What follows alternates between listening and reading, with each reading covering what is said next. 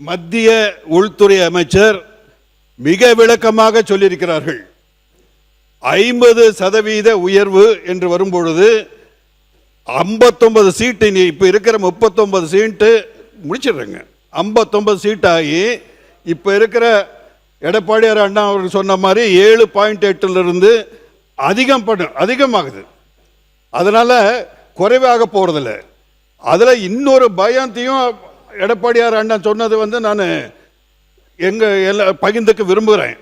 ஏன்னா இந்த டிசம்பரில் முடியும் போது அதுக்கப்புறம் இந்த நிலையே தொடர்ந்தால் மக்கள் தொகையுடைய அடிப்படையில் வரும்போது நமக்கு ஒரு இழப்பு வந்துடக்கூடாது என்பதை நாம் மனதில் கொள்ள வேண்டும்.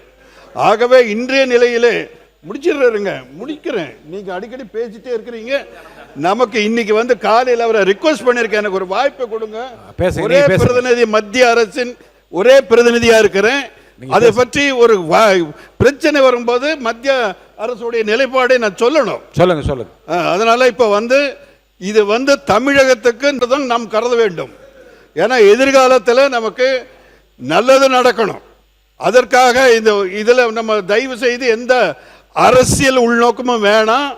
நமக்கு இப்போ 50% ஆகும்போது 59 உறுப்பினர்கள் வருவார்கள்.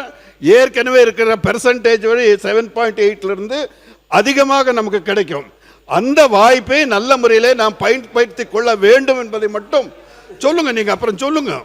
மத்திய உள்துறை அமைச்சர் அவர்கள் விளக்கமாக சொன்னதை இந்த சபையிலே நான் பகிர்ந்து கொள்கின்றேன். நன்றி பேரவைத் தலைவர் அவர்கள்.